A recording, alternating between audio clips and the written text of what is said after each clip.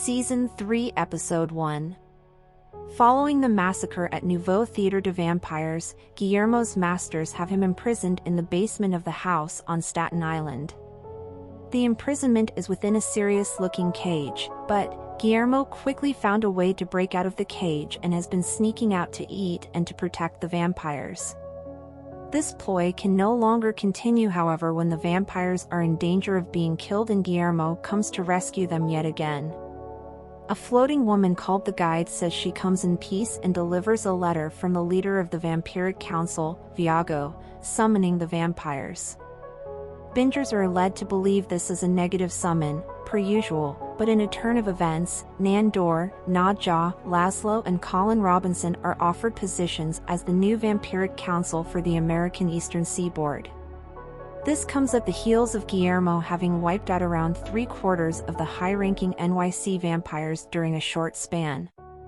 Now is the origin of Guillermo, bodyguard, as the vampires agree to let him out of prison and serve as their protector. The only thing left to decide is, which vampire gets to be the supreme leader? Nadja, Laszlo, Colin or Nandor? Season 3 Episode 2. The debate over who should become supreme leader isn't as dramatic as one might think. It is resolved quickly and Nadja and Nandor agree to be co-supreme leaders. This is of course a ruse because both are planning on stabbing the other in the back to be solo leader at the soonest opportunity.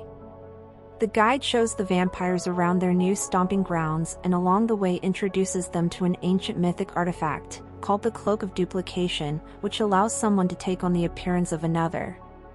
This results in some of the best and funniest lip-syncing of all time, where the likeness of Nandor tries to hit on a receptionist at the gym named Meg, 1, as himself and in his own voice, 2, Laszlo as Nandor, 3, Colin as Nandor and 4, Guillermo as Nandor. To clarify, in life outside of what we do in the shadows, Nandor, Kayvan Novak, is the vampire who appears in front of Meg each time, but each separate occasion, he is lip-syncing a recording of the other characters, so it looks like Nandor has the voice of Laszlo, Colin, and Guillermo respectively. Within the realm of the show, it is in fact Laszlo and the others using the Cloak of Duplication to look like Nandor, so really, I can best describe it as Laszlo in his entire being, but just looking like Nandor, same with Colin and Guillermo. Each of the vampires fail, although Guillermo as Nandor seems to have the best connection with Meg, albeit not one of a sexual nature. In fact, it is revealed later that Meg is a lesbian, so don't feel so bad, Nandor. Meg has her memory wiped several times throughout the episode, including after the revelation that she is a lesbian. Nadja plays a trick on Nandor with the Cloak of Duplication after accusing him of going soft. Season 3 Episode 3. Nandor is acting strange, and no one knows why. Nadja needs Nandor's help updating the Vampiric Council website. The vampires follow Nandor and find out the reason he has been sneaking around when they walk in on him having sex with an old fling. Gail, Aida, Turtorro, and Nandor have been having a more off-than-on affair for about 30 or 40 years. The men think Nadja hates Gail because they are both women, but Nadja claims it is just because she doesn't want to see Nandor get hurt again. Laszlo and Colin go on a trip to Buffalo to retrieve Laszlo's jalopy, which is an old car. Colin plans to play plain white tease Hey There Delilah at least 25 times while shoving snacks in between the car's seats. Not because he is mad at Laszlo, but simply because that is what energy vampires do on road trips. Hilarity between Colin and Laszlo ensues for the rest of the episode. Suffices to say they made it to the car and got it out of the library, by taking it apart and carrying each piece outside and then putting it back together. The guide didn't show up until after Colin and Laszlo destroyed half the library full of priceless artifacts due to their hijinks and shenanigans, plus the intentional breakage because Laszlo was spiting the council.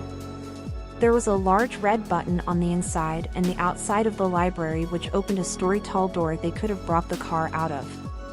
Gail leaves to watch Grey's Anatomy, but not before exposes herself as a werewolf.